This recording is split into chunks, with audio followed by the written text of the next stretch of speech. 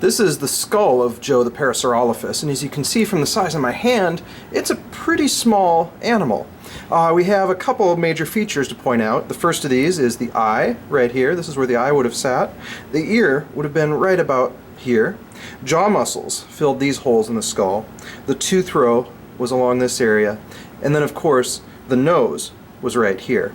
The beak that the animal would have used to cut off its food is not here where the bone was, but it actually extended down to this region right here. And we know this from a whole series of little ridges in the rock that represent the impressions of the keratinous beak that the animal had when it was alive.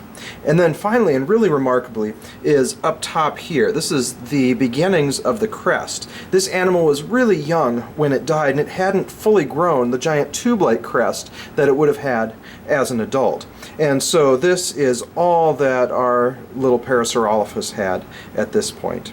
This crest was filled with nasal passages, so it was actually hollow and not solid when the animal was alive. If we flip the skull over, there's a few other things we can point out. This is the inside surfaces of the teeth that would have been used for grinding up food.